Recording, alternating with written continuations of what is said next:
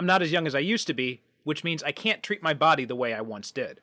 In fact, last year's medical checkup didn't turn out the best, so I decided I needed to change things up and start eating healthier. One of the ways I do that is by making smoothies. But smoothie shop prices can be pretty high, and making them at home always seem like a pain. You gotta pull the blender out, find the right attachments, set everything up, and then cleaning everything is annoying, making it difficult to quickly whip up a breakfast smoothie in the morning. That's why I'm glad to tell you about the BlendJet 2 portable blender. Like I said, it's portable, so you can blend up a smoothie at work, a protein shake at the gym, or even a margarita on the beach. It's small enough to fit in a cup holder, but powerful enough to blast through tough ingredients like ice and frozen fruit with ease. BlendJet 2 is whisper quiet, so you can make your morning smoothie without waking up the whole house. That's especially important to me because I wake up before the rest of my family, and once my kids are up, my morning work routine is pretty much shot to hell. And best of all, BlendJet 2 cleans itself. Just blend water with a drop of soap and you're good to go. BlendJet 2 has over 30 plus colors and patterns to choose from, so if you don't like one design, there's definitely one that suits your personality. So what are you waiting for? Go to blendjet.com and grab yours today. Be sure to use my promo code SuperCinemaPod12 to get 12% off your order and free 2-day shipping. No other portable blender on the market comes close to the quality, power, and innovation of the BlendJet 2. They guarantee you'll love it or your money back. Blend anytime, anywhere with the BlendJet 2 portable blender. Go to blendjet.com and use my code SuperCinemaPod12. That's SuperCinemaPod and the numbers 12 to get 12% off your order and free 2-day shipping. Shop today and get the best deal ever.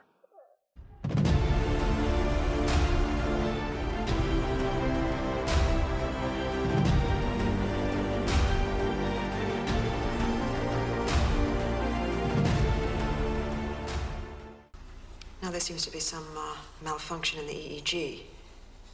Dr. Banner himself has... Oh, my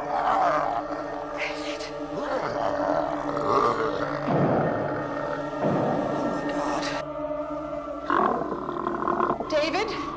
David, is that you? Welcome to the Superhero Cinephiles Podcast. I'm your host, Perry Constantine, and it's been a long time since we've had him on, but we're welcoming back a returning guest, and that is Ashley Stockdale. Ashley, how you doing today? Good, Perry. How are you? I'm doing pretty good. So it's been a minute since you've been on the show, so why don't you give the listeners a little reminder of who you are and what you do? Well, I am an English teacher over in Japan. Been here for about 21 years now. And I am kind of a long-time comic book fan and a big superhero movie fan. I was on the Black Widow episode and Punisher Warzone, I believe, which seemed to be about a year and a half ago. Time flies when you're in a pandemic. Yeah, it's been a while. A lot of episodes since then. I was actually kind of surprised me when I looked back to see the last time you were on and just how much stuff has come out since then. Yeah, well, my Spotify scroll was going... Yeah, fortunately we've had no shortage of guests who wanted to come on the show, so that's been good. But it's good having you back on, especially now that we're officially now coming out of the pandemic here in Japan, which is how we know each other, because my university classes this semester are all going to be back in person. So they sprung that on me at the last minute, and they sent me an email saying, oh yeah, your classes will be remote. And the next day they sent me another email saying, no, they're going to be in person this time. Wow, really? When did that happen? Yeah. Like just a few days ago? This is just like about a month ago now. Okay. They had sent the full schedule of all the classes saying, like, here are all the room assignments, and mine still said remote. And then the next day they said all classes are going to be in class. So we'll see how it works out. I have to go in today and see if I still know how to use the classrooms. Mm-hmm. Took a while to get used to all the equipment and stuff, and now it's like, how do I open this? How do I turn this on? What's the Wi-Fi password? Exactly, yeah. Well, before we jump into the movie discussion, let's what I do with guests lately is I'm asking them what kind of thing is grabbing your interest lately. It can be movies, comics, TV, video games, anything like that. What are you kind of interested in or fixated on these days? Well, what I decided to do, I kind of made myself a New Year's resolution to watch more movies. I figured that would be doable. So since January 1st, I've watched 100 films. Wow, so nice. Yeah. I've been kind of going into little rabbit holes and kind of getting caught up on things that I missed. A lot of things from the 60s and 70s that I was way too young for, and then just never got around to. So Mhm. catching up on old Jack Nicholson films. I finally watched MASH for the first time. Very problematic film nowadays. Yeah, yeah. I noticed that the 1970s was pretty rapey. So Yeah, yeah. yeah, There's a lot of that going on in movies back then. yeah. And then I watched The the 6 or 7 Takeshi Kitano movies in the last month or so. My Oh, okay. 100th film yesterday was Merry Christmas, Mr. Lawrence, which I have not seen yet. Okay. So So a lot have of you Nick been Cage too. are you on Letterboxd? I not on there. No, I go in once in a Uh, while, but yeah, I don't have time to say anything. yeah, but I use it to keep track of the movies I watch. So I don't often review stuff on there, but I just Right. use it like to keep track of stuff and like go and watch. Oh, so I watched this last night and watched this, and so that's a good way Yeah, to that keep might be track of easy. my movie progress. Might be easier to share. I just have an Excel spreadsheet. I was thinking Oh of yeah, trying to see like, which directors I've been favoring, what actors. I seem to have a lot of George Clooney on my list right now. Obviously, a lot of Kitano, lots of Brad Pitt somehow. yeah, but Letterbox is great. Like I even started using it, making a list of because we've covered so many movies now on this show, and so people are always asked when they want to come on. They're like, I don't know what to pick, so I'm like, okay, well, here are the Yes. movies I have that I haven't been Mm. on the show yet. So if you want to talk about one of these, then let's go with that. And so that's been if there's something else, just let me know. So that's been a good way to keep track of stuff. Yeah, and it's very helpful to keep track of stuff that way. And so it shows me, so I can look back and see like all the movies I've watched this year. Doesn't have a running total though, unfortunately. So it just lists them all by date that I recorded them on. Right.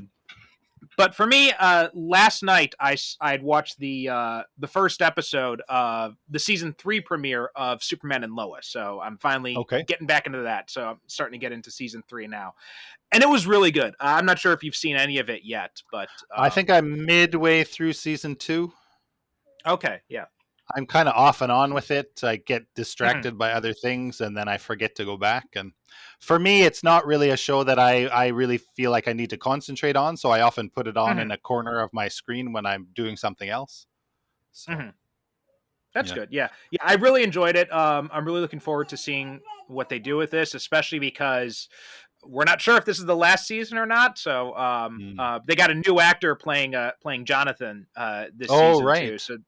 So that was a little bit jarring because at least in the first episode, he hasn't quite found his way into the role yet. But Hmm. it's not a bad performance. But I do find myself missing the previous actor because I really enjoyed him in That's it. the son that doesn't have powers. Right. Yeah. Yeah. Okay. Right. And does the actor look quite similar or not? Not complete, not quite. Like they kind of in some scenes they look similar, but in other scenes he's got a different hairstyle is like the biggest thing that throws me off. Okay. Oh. Yeah, the original actor was having some mental health issues. Was that right?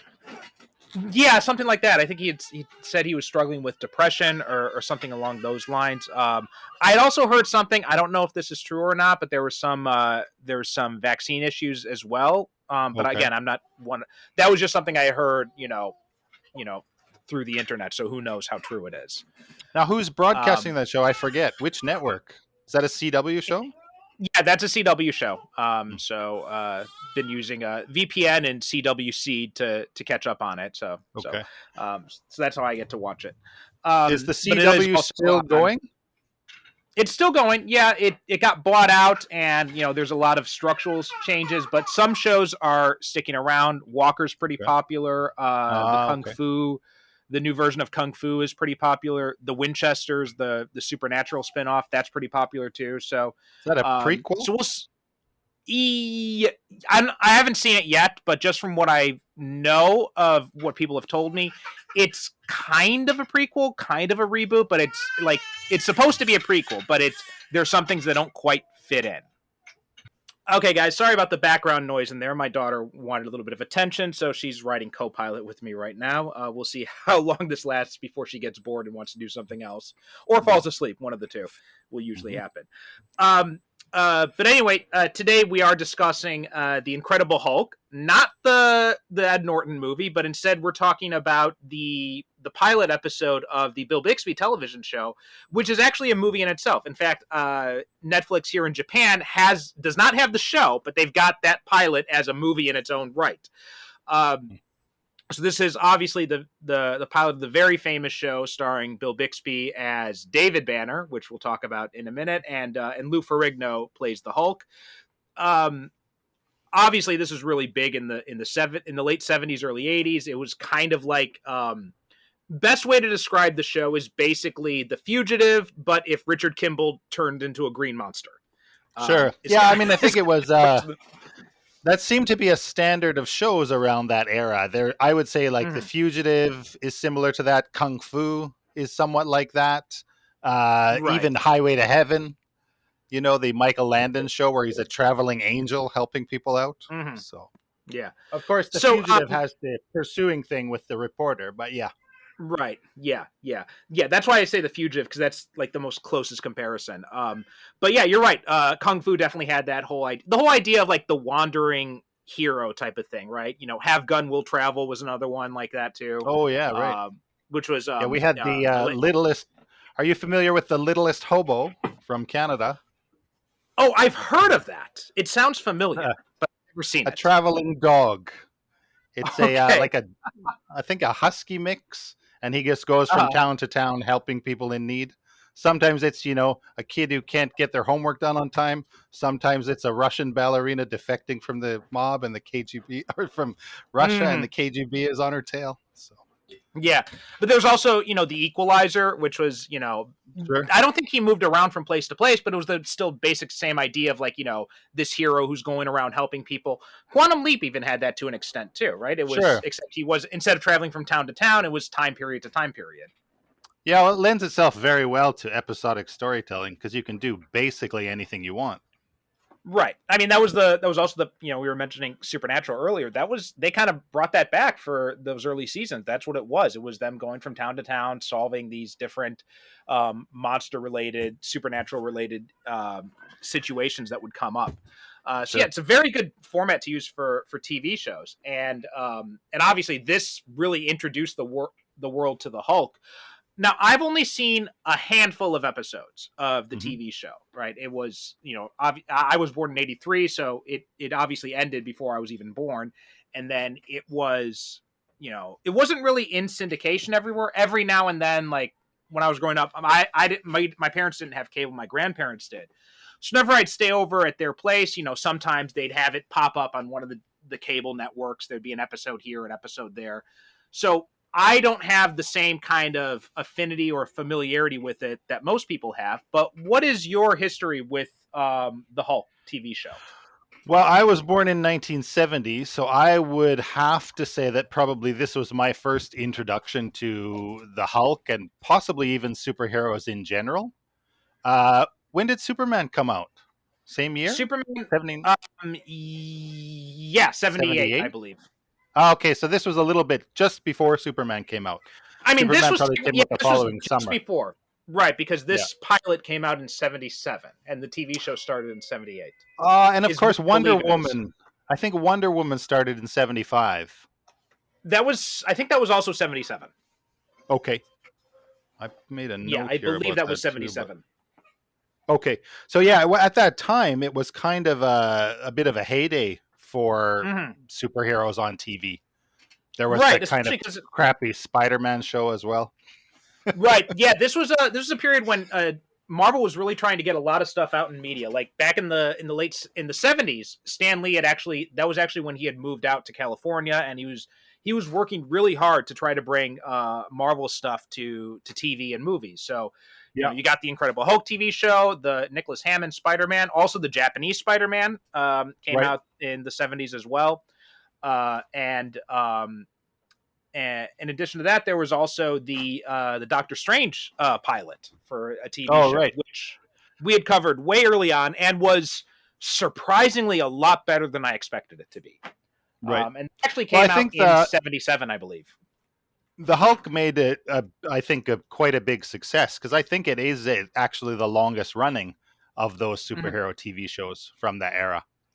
Yeah, it They went from managed 78 to 82. So yeah, 5 seasons, 80 episodes, and 5 movies, I think. 3 movies. They've got they consider the Well, 4 pilot to be a movie. if you count the pilot, then it's 4 movies. But yeah, the 3 that came after there were 3 that came after the show ended. There was the Return of the Incredible Hulk, the Trial of the Incredible Hulk, and the Death of the Incredible Hulk. And then there was a Right. fourth. There was a 5th one planned called the Revenge of the Right. Incredible Hulk, but Bill Bixby had been diagnosed with cancer, and then that had put it off, and then he had passed away. So then they scrapped it completely. But Yeah, I also heard the ratings for Death of Incredible Hulk were a little disappointing. that was another thing too, right? It wasn't, the ratings weren't that good, because when they did Death of the Incredible Hulk, they were actually planning Revenge of the Incredible Hulk to bring him back afterwards, but then the ratings weren't that good, and then Bill Bixby's cancer, so then they just scrapped the whole thing entirely. And they had actually thought about, well, because those movies, Return of the Incredible Hulk introduced Thor, which was supposed to be a backdoor pilot, and then also Trial of the Incredible Hulk introduced Daredevil and Kingpin, again supposed to be a backdoor pilot. And early drafts of Death, one was supposed to include She-Hulk, and then later they were planning to do Iron Man. Neither one of them actually made it into the finished product, and but those were initially the idea, like, well, let's see if we can introduce these other characters too. Who played Kingpin? Do you know? It was what was his name? He's Sala from the Indiana Jones movies, and Gimli in Lord of the Rings. I'm blanking on his name. Oh right yeah, now, John Rhys Davies. John Rhys Davies. Yeah, that was it. That was Really? It. Wow, I have to take a look at that. Yeah, I've never seen any of those movies. From what I understand, the Daredevil one is a little bit better, like as far as but the at least from what people have said, and the Thor one's just kind of goofy. Well, see, I looked at the some of the. I haven't seen it, but I looked at some of the images on the internet and stuff of the Daredevil one, and it looks like he's wearing almost the same costume from the first season of the Netflix show. Yeah, absolutely. The black and the black bandana around the top of his head. Yeah, very similar to that, and that was I'm not sure if the Man Without Fear miniseries had come out at that time or not, but that was where they based it in the Netflix show. I remember. Now, what about the Hulk in the comic books? Are you a big Hulk fan in the comics? I wouldn't say I'm a big Hulk fan. I mean, I like the character, but I can't honestly think of any, like, especially back in the 80s when I first started collecting comic books, I can't really think of any big runs that I was interested in particularly. I don't know if I mentioned to you before, but around, I think 1983 was when Secret Wars came out. The Jim Shooter Secret Wars. I think it may have been like 80, I think it may have been 85, 86, but again, I'm not 100% certain. So yeah, I was in junior high school anyway, and so my friends and I just kind of stumbled across the first issue of Secret Wars. And when I opened that splash page where all the heroes are standing in their ship waiting to go down to the Beyonder planet or whatever, and I just saw that big spread of all the heroes and all the villains, I just got sucked right in. And I had been familiar with the big, I would say in the 70s, maybe the big 5 would have been Superman, Batman, Spider-Man, Hulk, and possibly Wonder Woman. With, a little bit of interest in Flash and the other Justice League members. But other than that, not really a lot of kind of mainstream attention. So that kind of really sucked me in. And then just following on from there, one of the girls in my class said, "Oh, you guys like comic books? I have some comic books. Come and get them." So we went to her house, and she literally gave us 1,000 comic books. Holy crap. And we took them back to my house and spread them out in the basement by, title. And then we took turns picking titles and agreed to kind of try to collect those titles. And then every several months we would swap our collections and all get to read the next run. So I started out with mostly the X books and the mutants. Yeah. So. Awesome. That's that's. I wish someone would have given me 1,000 comics when I was that age. Well, I did definitely. While you were talking, I did double check, and it was 1984 that Secret Wars came out. Okay. So you were right on that. Me, I I was never a big Hulk reader in the comic books. I had my first real big exposure to him solo was probably the Bruce Jones run from the early 2000s, and Okay. that was one that I started collecting. And I know like it's controversial among Hulk fans, but I enjoyed it at the time. I haven't reread it since. And then I picked up some other stuff here and there. I read the Paul Jenkins run, the which came before that. The Mark Waid did a run too, and Jason Aaron. The most recent stuff, the Immortal Hulk that Al Ewing did, which was amazing. That was definitely really good. But yeah, it's I would say interesting. actually my very first Hulk comic, I don't know if you've ever read this, was a DC Marvel crossover of Batman versus the Hulk. Oh no, I didn't even know about that. I know there had been like I believe it's I DC Super Special number 27. okay. And from my recollection, it takes place in a prison. Oh, okay. And it's basically just a long fight between the Hulk and Batman. So it's basically like they fight and then they're friends and then they go their separate ways. Mm-hmm. And we had a giant sized kind of issue, like an A3 size paper issue like that. I believe there was another one. I could be totally Mandela affecting, but I think there was a Spider-Man Superman one as well. There was a Spider-Man Superman one that I do definitely. I've never read it, but I do remember it existing. I'm not sure. I know that Superman and the Hulk fought in Marvel vs. DC, but I don't remember if there was also a. This also may be a Mandela effect thing, but I've got a memory of like a Superman Hulk crossover comic as well. Yeah. But again, I might just be mixing things up, and my mind just might be Mandela affecting as well. Yeah, I think they were a little friendlier, the two companies at that point. Well, yeah, back then they were because all the the offices were like down the street from each other. So like all the creators, all the freelancers, they would they'd work together. Some of them were roommates together. They would they'd all be like going out for drinks together, and they would do different things. Like the Squadron Supreme was based, or the Squadron Sinister originally was based on the Justice League. They had done like a version of the Avengers facing off against the Justice League 2 over at DC. So there's a lot of stuff like that going on back at the time. Teen Titans, and they put like, X-Men jokes. Teen Titans X-Men was a crossover as well. Yeah. Yeah. Did you read the amalgam? Did you read those amalgam books? I remember those. Yeah, I remember those fondly. Those were fun. That was like the best thing to come out. Like the Marvel versus DC crossover wasn't that great, but those amalgam books were a lot of fun. I wish that Marvel and DC could come to an agreement and republish those collections, or even do like another one, because that was a fun idea. Yeah, for sure. But anyway, and I know Peter David's obviously the classic for Hulk runs. I have those books. I have them on my Kindle. I've got like all the Epic collections. I just have not started reading them yet, but I am hoping to get to them at some point before I die, as well as like the other like 400 or so books I have on my Kindle.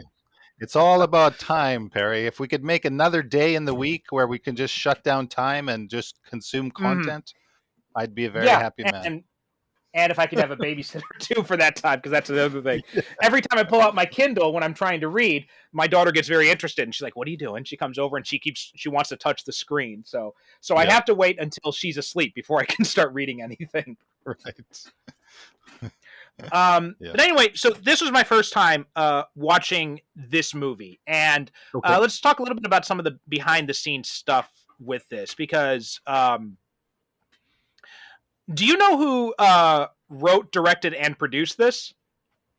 Kenneth Johnson. Kenneth Johnson. Do you know what else he's done? I know that he did some work on the Bionic Man. He created the Bionic Woman and V.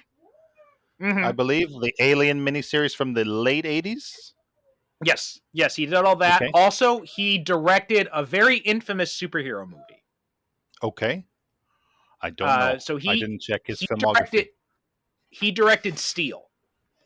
Oh, really? Okay. Version. Yes, and I'm not sure if you remember, we did an episode on that and just tore it apart. And it is so bizarre to watch Steel and to then go watch this, because this is such a somber, serious take on superheroes, and Steel is just not at all. Well, it makes me wonder why he would do that because I watched several interviews with him and I actually saw it, like I found a director's commentary on this, and he is very much adamant that he did not like superheroes.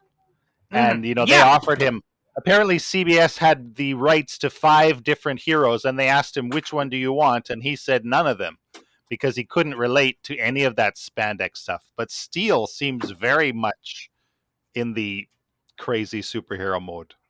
yeah. I mean, it's just I don't know what was going on with the production of Steel. We talked about that in that episode because it seems like because Quincy Jones was one of the producers on it, and we were saying, and with the budget that because that had a pretty decent sized budget too. So, like we were saying, like we just feel like Quincy Jones just pocketed a lot of that money. Yeah. But with this one, yeah, like, and it's fairly obvious from this pilot that Johnson is not very interested in the superhero side of things. And yeah, he was trying to, he made a lot of changes from the comics because he wanted to make it acceptable to a wide audience. He didn't Yep. like comics and he felt it best that it be as different as possible from the comics. So instead Yeah, well, of, I heard that he took his real inspiration from Les Miserables. I would see that. I mean, there's obviously very, very heavy Frankenstein influences as well. Yeah, well, he said for him, Banner is Jean Valjean and Mhm. Colvin is Javert, who's tracking him and chasing him. So Yeah. apparently his But wife had given him that. yeah, and also they'd made Banner a medical researcher in here, trying to research adrenaline and all that, and like how people show incredible strength during times of stress. Yeah, well, And then he exposed I himself to wondered gamma. about that because I remember very distinctly in the 70s there being a lot of television shows that focused on that kind of mom strength, I used to call it, Oh, really? where like a mother had a car accident and managed to lift the car off their child, and Mhm. it seemed to be on a lot of kind of variety type programs. There was a show called That's Incredible that did kind of little segments of kind of fantastical things. And I seem to Mhm. remember that being a real thing that people used to talk about. And I don't know which came first. Was it the Incredible Hulk TV show or the mom strength kind of idea? So, I think it must have been just based on what was coming out at the time. Like, so I think it was probably the mom strength idea, and probably because stories like that were starting to be publicized, and because I mean, medical science is very new, is very young. It's yeah, extremely young. So, I mean, we didn't know much about biology until after World War II, and a lot of that right. came out, from the experiments that the Nazis and the Japanese did, and Yeah. because before that we just didn't know what the human body was capable of. So a lot of that kind Yeah. of comes out of that research. But before that, we didn't really know a whole lot about it. Like medical science before the 1930s is just very medieval. Hmm. So it does make Yeah. sense that was probably when they started discovering this stuff. Yeah, possibly. So yeah, going Oh, back to the changes that he made, and then kind of making it less superhero-y. Apparently, he was talking about the demographics in one of the interviews I saw, and said that the top audience for the Incredible Hulk TV series was adult women, followed by adult men, followed by mhm. teenagers, followed by kids. So Yeah, Stanley had mentioned something that like that as well, and and there are a few there among the changes, right? Besides David being a physician and a medical researcher. Another yeah, thing was the Hulk wasn't as strong or as invulnerable as he is in the comics or even now in the MCU movies. yeah, There's a scene in this movie, right, where he gets shot and he starts bleeding from it, and that yeah. was Well, done as well because I watched a few other episodes just in the last couple weeks that I've managed to track down, and Mhm. he tends to get injured in almost every one somehow. Yeah, and there is a healing factor. So, um, Yes. I mean, Banner like it says here on Wikipedia that in one episode, Banner becomes a paraplegic, but after his next Mm. transformation, he's able to walk within minutes, and then his spine is completely restored by the end of the episode. So, Yeah, it um, seems like he in that episode, from what I read, he kind of uses the power in order to heal himself. Like it's a yeah. conscious decision to try to Oh, Hulk okay. out. Yeah, I Also think the the realism, has to be kind of done because of the era. You couldn't right. really, do the strength stuff you can do now with CGI, of course. Mhm. If you look at some of the scenes where they're, smashing cars or whatever, it's obvious that the cars and things are made out of material that they weren't really made out of at that time. Yeah. Window glass is a good example. the, Mm. the way that it breaks is very unrealistic. And also, I mean, I think it's because it's television, there's no punching. The Hulk Oh never yeah, punches a yeah. person, he Mhm. only throws them or pushes them. Mhm. So, That's a good point. Yeah, I remember seeing that in a few episodes as well. Now that you mention it, also the name change. So there are a few different stories about the name yeah. change. Hmm. Um, Johnson has said that he changed it because he didn't want it to be perceived as too comic booky, and Right. and one of the big trademarks of comics at the time was the alliterative name. So Bruce Banner, Sure. Peter Parker, Clark Kent, all that kind of stuff. Reed And Richards, Sue Storm. Reed Richards, yeah, all those, and which is a weird thing that you're going to focus on with all the Yeah. crazy things that happen. Like you've got a guy who turns green, but you think that the thing that's going to make it seem too comic booky is if his name is alliterative. So Yeah. I don't, but Well, see, I lean to the other theory, which is that mhm. Bruce was too gay. That was another one. Yeah, that was something that Stan Lee and Lou Ferrigno had said, that CBS thought the name Bruce sounded too gayish, which Yeah. Ferrigno said was the most absurd, ridiculous thing he had ever heard. It was a And thing in the 70s. I distinctly remember it when I was an elementary school student that Bruce was the gay name, which was the weirdest thing. I mean, it. I was thinking about it. Maybe it had something to do with Batman '66 because of how campy that show was and over the top. But I don't know. Yeah. Well, there was definitely that kind of the campiness and also the Mm. the Robin relationship. Some people were questioning a little bit. Right. Yeah. Yeah. Apparently, there was a Monty Python sketch that had a bunch of Australian guys who were all named Bruce, and then they were having some kind of a club, and every second rule was no poofters, Hmm. which made it Yeah. seem like they were closeted homosexuals. Some people say it's because the way that Bruce sounds, it just kind of goes off your tongue in a lisp. Oh. Yeah. Yeah. Yeah. And then apparently there was also a sketch on the Tonight Show where Johnny Carson had a sketch where some man was being asked, and he said, "Oh, I'll ask my wife, Bruce." And so that was kind of got into the culture somehow as Bruce being a gay name. Yeah, and also Johnson said on the commentary that it was a way to honor his son David. So we've got all these Yeah. different explanations flowing around about why they changed his name, because they did keep it. They did keep the middle name, right? Yes. Which is interesting because in the comic books, Bruce is also his middle name in the comic books. It's Robert Bruce Banner, and Okay. um, so it's well, I guess the alliterative thing does have a note of truth of it too, because that would explain why he didn't use Robert. He didn't want to be called Bob Mhm. Banner. So Right. also Johnson said in a commentary that he wanted the Hulk to be colored red instead of green, Sure. um, because Imagine a red Hulk. yeah, which I imagine that was probably one of Jeff Loeb's inspirations for doing the Red Very Hulk. I'm not 100% sure, but possible. I assume that would probably be accurate. And he Mhm. said because red is the color of rage, and that red is a human color, whereas green is not. But Yeah, that makes sense.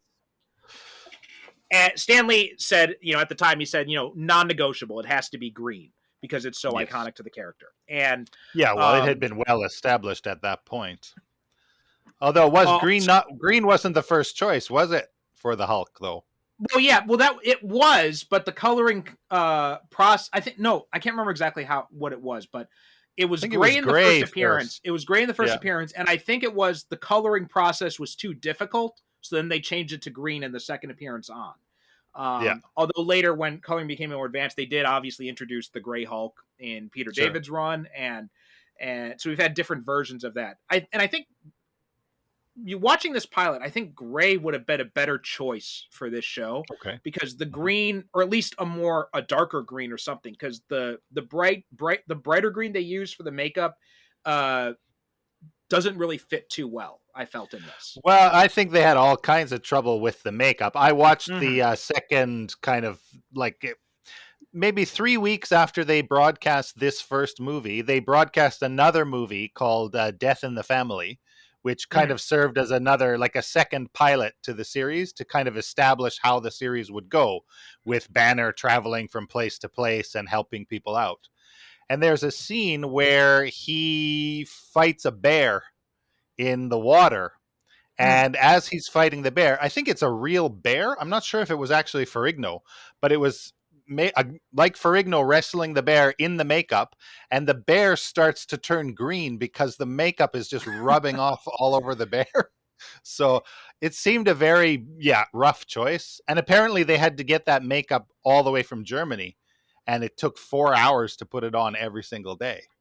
Yeah, So and they had the prosthetics they use in this pilot. I think also in that pilot as well is what I'd read, that they had toned it down in the regular series because yes, it was originally intended to make him look much more monstrous, but it didn't work too well. And I think it was definitely the wise choice, because looking at Ferrigno and the prosthetics in this, like when they do like the close, when it's from a distance, it's fine, but when they do the close yeah, ups on his face, it really seems jarring.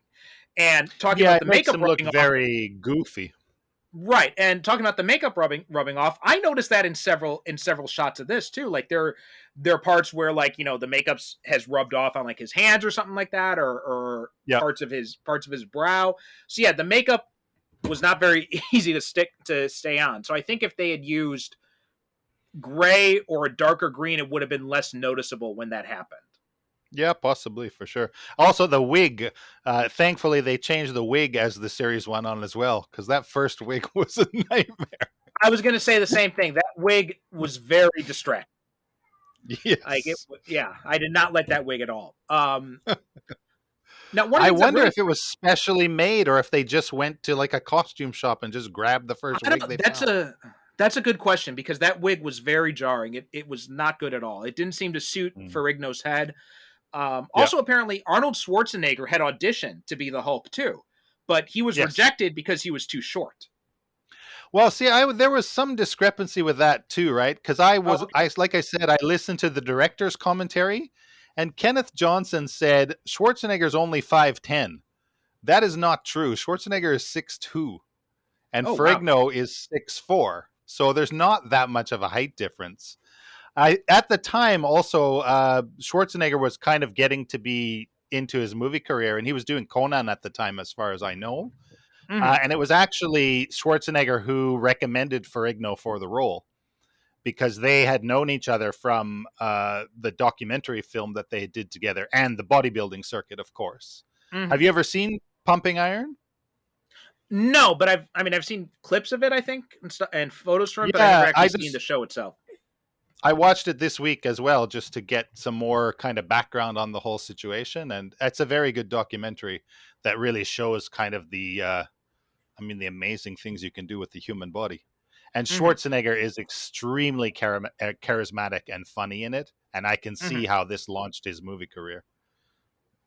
Richard Kiel was actually originally cast as the Hulk. He was Jaws Yes. in the Bond movies, but Yep. uh, during filming, Johnson's son pointed out that even though Kiel is very tall, he's like 7 feet or something like that.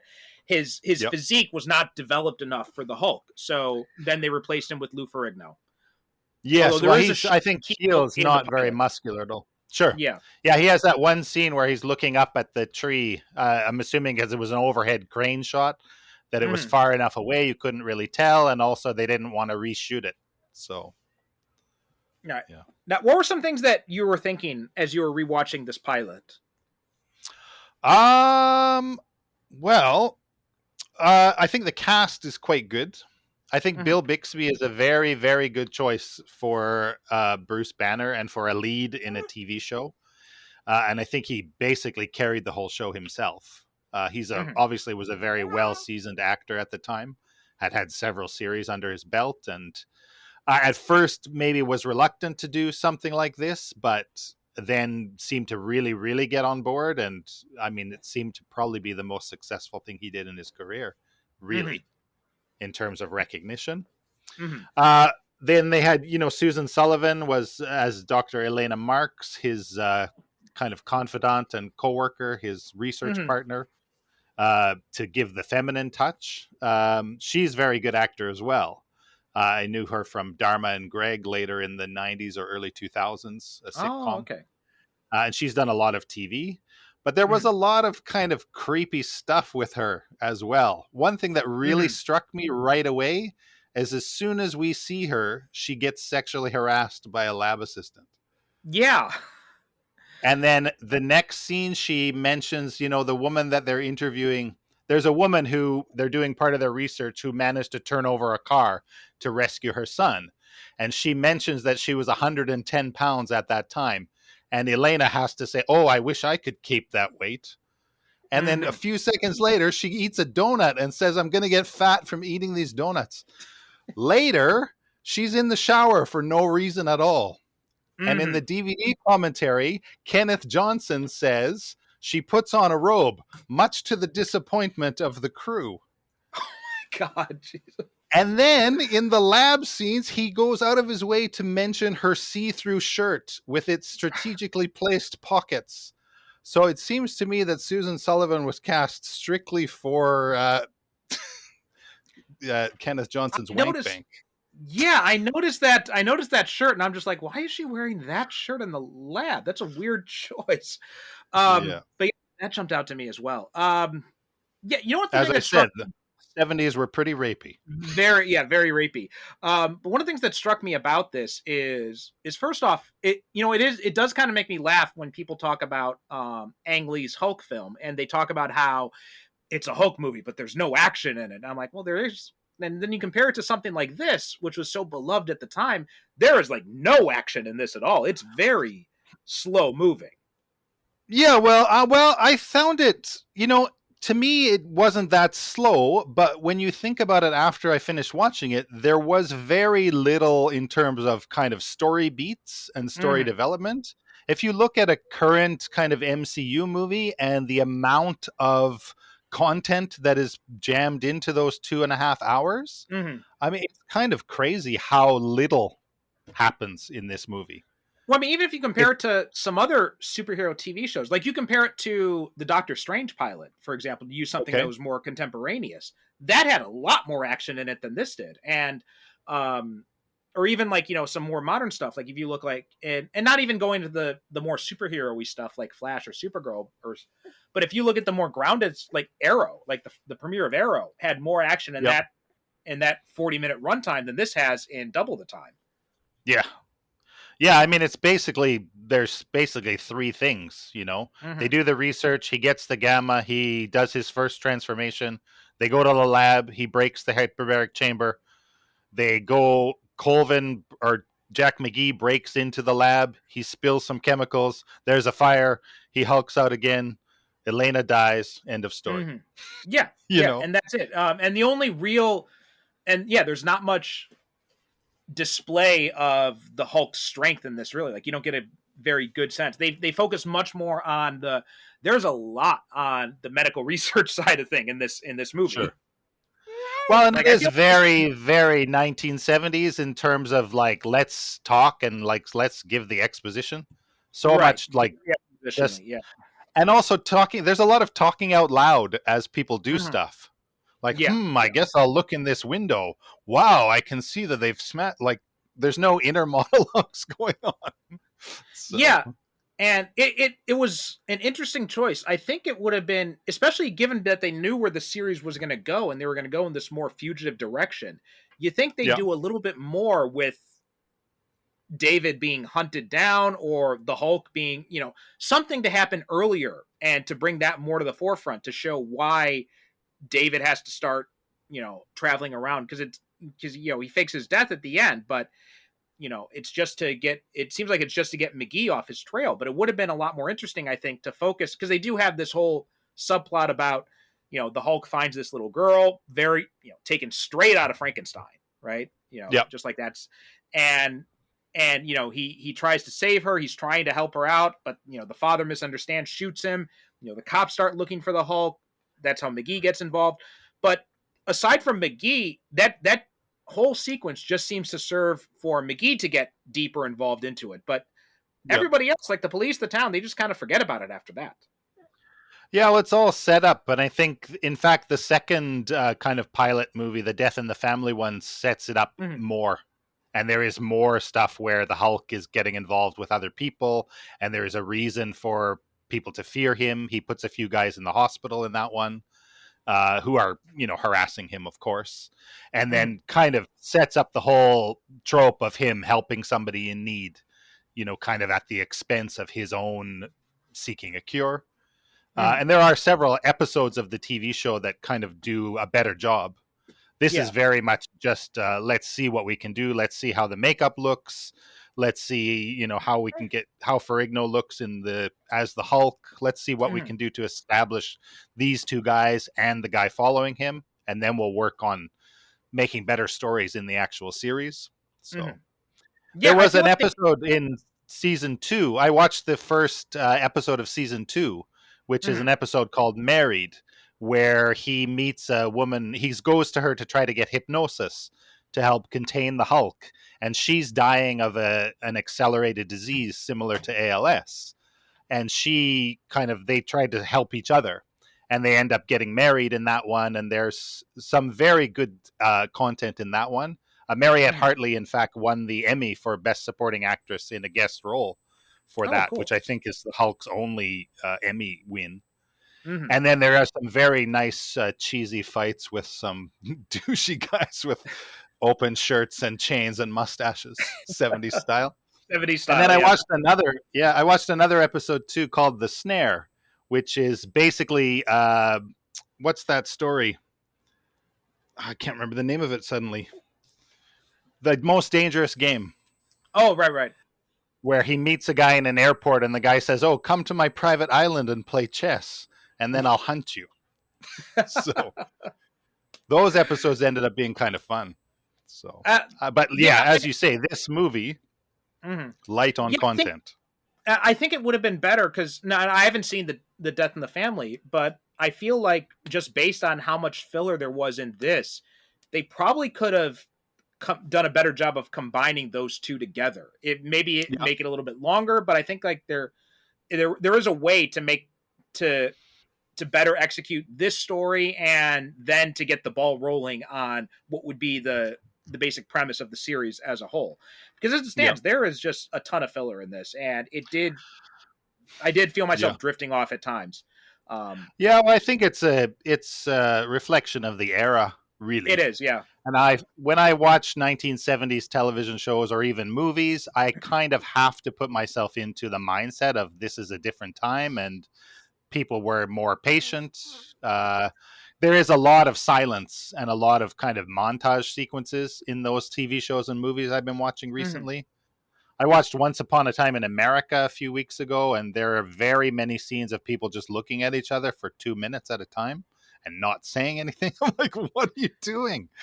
I've had that in my Plex library for years, but I haven't had the time to sit down and actually watch it because it's long. It's like 3 hours and change, though, Yes. isn't it?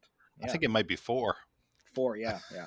Yes. It's a long one. Yeah. So, yeah. But yeah, and another thing I was thinking about too is that it's funny when we think about other media taking a serious approach to superheroes. We Hmm. mostly think about it.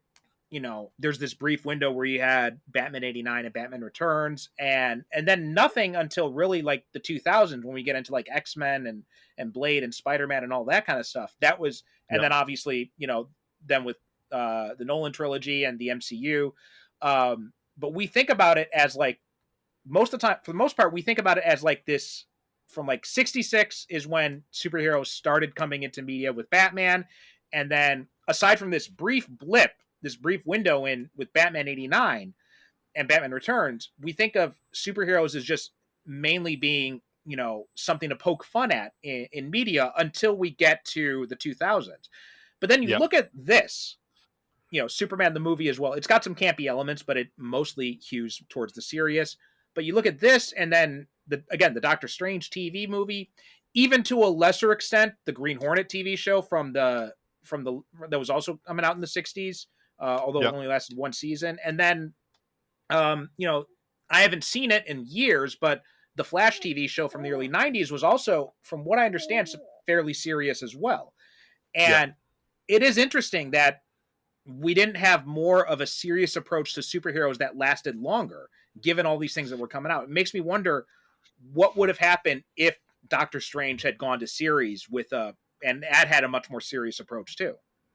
How did that series? I mean, how did that pilot or movie track? Did it get not good ratings? This Doctor Strange one. I don't think it got good ratings because it was airing simultaneously with Roots, so Oh my it was God! definitely over. Yeah, What are they doing? yeah, yeah. They thought that would be competition for like one of the most famous miniseries in the history of television. I have no idea what they were thinking, but uh, it's worth tracking down. Like I said, it's actually fairly good. There are some wonky effects, but Yeah. it mostly holds together pretty well. Plus, it's got Who is Jessica Walter, Doctor Strange? Peter Who's Hooten. Doctor Strange? Peter Hooten. Okay. Yeah, I and he just does a have pretty I good have job. He's got like the kind of like, in fact, he feels a little bit more comic book Tony Stark than Doctor Strange, but he does fit the role pretty well. Yeah. Well, I mean, even the Incredible Hulk, series, from what I was reading about this, it was kind of canceled for no reason after Oh five yeah, seasons because it was still doing well in the ratings, but it seemed like it was just some new guy had come into management and was just kind of making a power play or his own decision to CBS doesn't want to be the superhero network, so we're going to just cancel this one and, go in a different direction. that happened with Angel on the CW or it was still the WB at that point. But Hmm. it was like the highest rated show on the network, but the new head of the network hated the show, and so he Yeah. got rid of it, and that was it. So Yeah. it was just studio politics. Seems like personal vendettas. There's Yeah. stuff like that. There's also something like, I don't know, but I remember Blade the series that was on Spike TV did Yeah. very well in the ratings, but the reason that got canceled was it was just too expensive. So I wonder if Yeah, maybe well, money had something to there do with was it too. expensive things about the Hulk as well. Hmm. I was saying I watched there was a documentary I found on YouTube about the Hulk. I haven't quite finished it, but it talks to some of the writers, and there's a lot of Kenneth Johnson footage. And he said at one point CBS brought in some British guy to Hmm. cut costs, and that guy told them he could cut costs, and he came in and said, "You need to make your Hulk episodes only for what you've budgeted for in the contract, and like Hmm. just for the fee that you've paid, the licensing fee or whatever that you've paid to Marvel for this." And he Hmm. said, "Well, okay, can we just have one Hulk out per episode then?" And the guy was like, "No, no, no, you still have to have two Hulk outs per episode." And then he said, "Well, I can't do it, so I guess we're just going to have to cancel the show." And then the British guy Ah. disappeared and never came back. But Hmm. Okay, but that's there are, interesting. yeah, apparently two Hulk outs in every episode. So I was gonna ask. So I guess that was the formula then, is to have two Hulk outs every episode. yeah. Um, Well, the Hulk outs themselves. What do you think about the transformation itself? I thought it was. I mean, again, we're talking 1977. I thought it was pretty effective for the technology they had at the time. Like, it's not nothing like we see even on She-Hulk or anything like that. But Yeah. it works for what they had access to. Yeah, well, I think turning into the Hulk works very well. They have this kind of maybe four basic shots that they do for that sequence. They have Banner Mhm. with his white contacts. Then they have Banner with a slight brow and a little bit green. Then they usually go to the back of Ferrigno with a shirt tear, and then Right. they're back to the full Hulk. But when they come back to Banner, very often what they do is they just put a green glow around his face that Yes. looks Yeah. really horrible. Yeah. Yeah. The de-hulking was not as impressive, but the hulking out, I thought, like the contacts and on Bixby and everything, that was very effective. I thought. Yeah. Well, in the episode The Snare, they actually managed to get a shoe ripping, which was nice. I Oh, was okay. looking out for that, kind of Um, bursting through the seams of the shoe. one of the things that surprised me too is that, and I guess it's probably because Johnson wasn't a big comic book guy to begin with, but I would have thought that this would have been an opportunity to include some mention from the comics, like if you had made Elena Betty Ross or something like that, would have been a nice Yeah. nod to the comics at least. But instead, but we don't, or even his wife who dies in the opening credits. Like that Yep. would have been something too to tie it closer to the comics instead of naming her Laura, I think it was, but instead of naming Yeah. her Betty. Has he ever been married in the comics? I mean, Yeah, previous? him and Betty were married for a Okay. fairly long time, I believe. Yeah. Yeah, I know him and Betty were. Well, I mean, it was just getting away from that whole origin. So, and I was Hmm. curious. I don't honestly remember Ang Lee's Hulk and then the Edward Norton version. What are the origins of the Hulk in those versions? So in the Ang Lee's Hulk, they're working on they're both tied to the military and stuff. In Ang Lee's Hulk, they're working on like a healing type of thing, like with nanomachines to try and Okay. repair damage. And also, Yep. there's this whole thing that with his father, who's named David in Nick Nolte's character, who's Yep. named David Banner as a nod to the TV show. He was working for the military, and he was a medical scientist for the or research scientist for the military, and he had injected Bruce with some sort of he had tested some stuff on Bruce as a child, and Yeah. that stuff that was in his DNA from his father's tests combined with the nanomachines and the accident at the lab that turned him into the Hulk. Um, Okay. and So then they've in the never done a gamma bomb? not a gamma bomb, but it was with using gamma radiation. And then in the 2000 and they had Norton one, they had done they kind of combined aspects of this TV show with the origin from the Ultimate Comics, because in the Ultimate Comics, Banner was working on he was trying to recreate the super soldier serum, and Right. he was using gamma to try and unlock the secret of this to try and recreate the super soldier serum. He tested it on himself, and that turned him into the Hulk. They Yeah. used that in the Incredible Hulk, in the Ed Norton one, where he's Okay. trying to recreate the super soldier serum, although he doesn't quite know it at the time, I think was Hmm. the implication. Like he was involved, he was working for the military, but he didn't completely know what he was working on. Okay.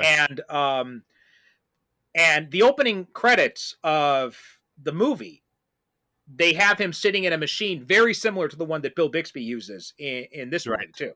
So that was Yeah, well, I heard and obviously there they use the are a theme lot song of too. callbacks. Mhm. Yeah. Yeah, there are a lot of callbacks in the Ed Norton version to the TV show, I think. Oh yeah, So, like and I wonder if that was I mean, you wouldn't like me when I'm angry line. That's reference that he says it in Portuguese, but he says you wouldn't like me when I'm hungry instead. yeah, well, that's a very I mean, that's something that was very much a legacy of the Incredible Hulk series. Hmm. I'm quite curious. I tried to look it up to see if he ever says it again, except for in the pilot movie, because it was in the Yeah. opening credits every week, which is Uh-huh. why it kind of took a foothold. And basically, every elementary school kid in North America said that to their friends at one point. Hmm. You know, don't They make me also angry. You wouldn't like me when I'm angry.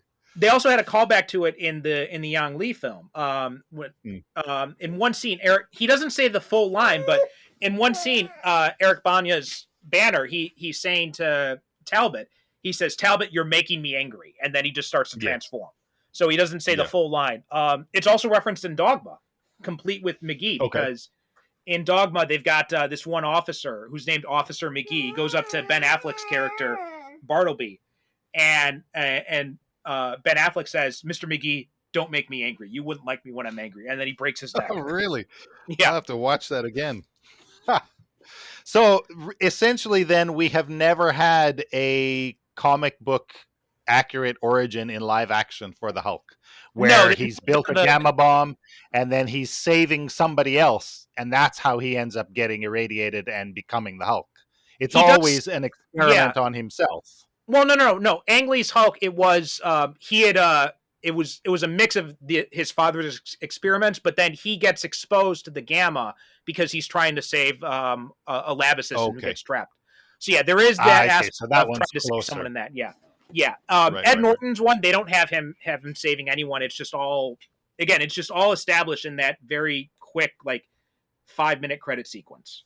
And Yeah, it's just no dialogue. It's just you just see the images of him in the chair testing on himself, the transformation, and then him running away, and that's all we really see in that movie. So we never yeah. get the whole trying to save someone in that. Hmm. And then the comics, they've played around with it with the because the Gamma Bomb obviously made sense in the 60s, but when they did Heroes Sure. Reborn in the 90s, Gamma Bomb didn't make as much sense anymore because it's after the Cold War. So instead, it was a Sure. gamma reactor that he gets Okay. stuck in. So they see. updated it that way. Have we ever seen Rick Jones in live action? Except No, I just don't believe references so. on paper or Easter eggs? I know Yeah, I his don't think name we've. appears in one of them, but Yeah, his name appears, I think, in Incredible Hulk. I think he's listed as one of the aliases or one of the known associates or something like that. yeah, Um, yeah. but yeah, he doesn't appear at all in any live action, even in the Ultimate stuff. I don't think he appears in the Ultimate stuff at all either. Huh. Um, he was in Seems the like a missed animated series. opportunity. I know. I was thinking that too, Okay. especially the Ang Lee version because they've got that lab assistant who gets stuck, and they don't call his name's not Rick Jones. I think that would have been a good opportunity for a nod to the comics is to call him Rick Jones, but they didn't. Yeah. Um, Is another Rick Jones possible, currently alive in the comics? Is he still alive? I believe so. I'm not 100% sure, but I believe so. The last thing I remember is that he also became a Hulk. It was He like became called Hulk. A-Bomb or Yeah, something. I think he died for a time too, but then he came back. He was in the Immortal Hulk series. I remember that. Okay. He was also Did he? he was also a hacker. He'd become a hacker, and he was involved in the Sam Wilson Captain America run as well, Okay. passing Was he? information to him and stuff like that. Was he a cosmic entity at some point as well? Yeah, that was in the that was the way back. That was during the Avengers Kree Skrull War thing, and then Okay. of course he became he was paired with Captain Marvel, Captain Marvel's son Genis, and the Yeah, yeah, yeah. what was it, late 90s, early 2000s series, and he was like He the said human counterpart to Captain Marvel. quite a life for somebody who's never appeared in the live action. Yeah, it's surprising they never did, and I'm not sure why. It's always been a question why they never found some way to work him in. Um, Hmm. but I don't know. We'll see because we're getting a bunch of Hulk characters in the new upcoming Captain America movie. We're getting Betty, we're getting Thunderbolt Ross, we're getting the leader. So maybe they'll find a way for Rick Jones too. We'll see. Do you think we're going to see a grumpy Harrison Ford Red Hulk? I don't know. I mean, that's the rumor. I think if anything, I believe he's going to be in Thunderbolts. So I believe they'd probably use that for Thunderbolts. Maybe save it for like a post credit sequence. But we'll see what happens. Mm-hmm. Anyway, any final things to mention about this pilot? Well, I mean, just I think Jack Colvin was quite good as McGee. Like he's a good what do you call it? Like he's just something to push the story forward. He always shows up in one or two scenes in every episode. Just I heard there's a hulking creature around here. So, and then the voice, Ted Cassidy as the narrator and the voice of the Hulk. He played Lurch on the Addams Family in the '60s. And then he was also Bigfoot in the Bionic Woman series. Oh, So okay. I'm kind of curious why they didn't give Ferrigno a try to make that voice, but Yeah, I was wondering that as well. Although he did get a chance eventually because he did the voice in the Incredible Hulk movie, the Norton. yes. Yeah, I don't know if they just felt it was a problem because Ferrigno obviously has a profound hearing loss, which kind of leads to, he has a bit of a, it's not an accent. What do you call it? The way he talks it sounds like a deaf person. I don't know if you call that a speech impediment or what. It's changed I'm a not lot sure. over the years. He sounds a lot like he's practiced a lot more in recent interviews. Well, I remember seeing him in. I think part of the thing is because his voice seems unnaturally high for a guy of his physique. Because if you've ever seen "I Love You, Man," he had a bit part in that, and yeah, his voice does not strike you as a voice that would probably fit a guy who looks like that. Yeah, well, because he learned it from reading other people's lips, so he never adjusted it. Right, so I think that's probably part of the reason they just felt like his voice probably wouldn't have fit the Hulk. But and then when he did it for the Incredible Hulk, they were able to alter it. Right, and then Kenneth Johnson did say that they did have a few times on set where their Ferrigno's deafness did cause a little bit of a safety issue. Oh, okay. Because you couldn't warn him about something dangerous that was kind of going to fall on him as he was smashing stuff or whatever. So they always had to have stuntmen positioned all around the scene to help him Mhm. out if he did get into any trouble. So Although one of the things that surprised me about Ferrigno, because we see him in, because he has cameos in both the Ang Lee Hulk and in the Incredible Hulk. yep. Looks like he got more jacked as he got older. Actually. Well, I think so because they talk about him in this. Like I watched that documentary, and they mentioned that he was 6'4" and about 250 pounds. But Mhm. on Wikipedia, he's listed as 6'4" and 315 pounds. Oh wow. So I think he did get a lot bigger. And even in the later episodes of the Hulk series, he looks more kind of jacked. Oh okay. I don't know if maybe the steroids got better at that time, or Yeah, that's because the one yeah, thing he they don't does tell have you an about those amazing physiques. physique. If Mhm. you look at pumping iron, like I mentioned earlier, the physiques are kind of unbelievable, and I Mhm. really wonder what Schwarzenegger would have looked like in the Hulk makeup, because I think he has a very different style of physique. I think Mhm. Ferrigno's physique is much better suited to it. He's a lot Mhm. thicker. Okay. For me, the Hulk should be kind of rectangular in shape, or Right. square Yeah. even, Right. very Yeah. thick Yeah. and boxy. So Yeah. I Yeah. don't I like agree a with that. slender Hulk. No. No. Yeah, Definitely not. Um. yeah. Okay. Ashley. I think final words on this. I mean, it was nice to watch this finally because it'd been sitting in my Netflix queue for a long time, and it's not bad by any stretch of the imagination. It's a bit slow for my taste, but it's pretty good for what they had at the time, and it takes itself very seriously. There's no camping. There's not an ounce of campiness in the whole thing. Hmm.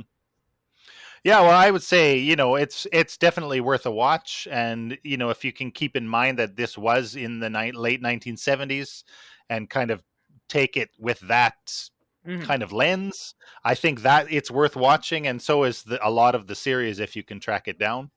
There are a lot of very fun episodes, much more serious ones, and a lot more fun ones as well. Hmm. Plenty of clips on YouTube of the Incredible Hulk doing silly things like fighting a swarm of bees, or doing kung fu, or going to a rock gig. That did surprise me that it wasn't. They didn't have the series. They just at first I thought it was the series, but it's just the pilot episode. So, I am I wondering if it's a rights issue or what, and why they don't have it I streaming anywhere, as far as I know. think the series might be on Apple TV, but I'm not entirely sure. Okay, okay, all right. There That'd are be something places worth you can checking out. track it down if you're a good enough hunter.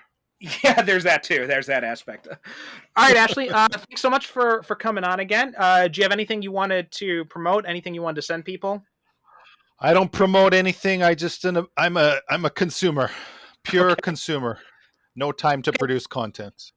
All right. Well, that does it for this episode of Superhero Cinephiles then. You can find us at superherocinephiles.com, Super Cinema Pod on Twitter and Instagram.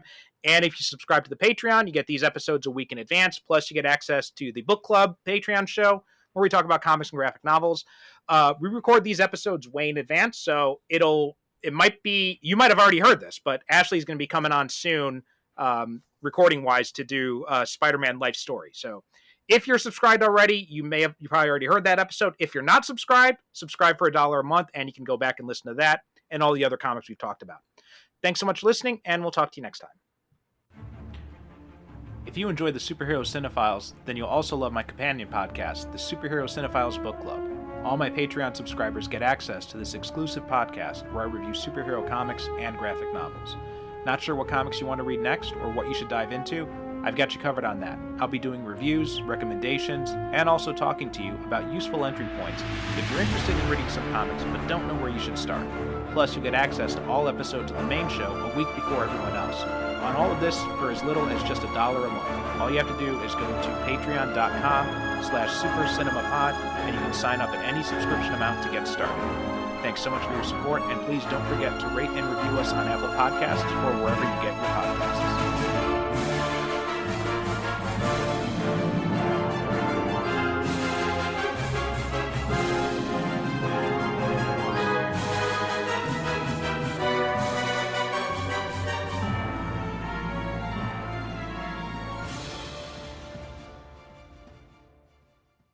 Thank you for listening. And as always, good night, good evening. God bless.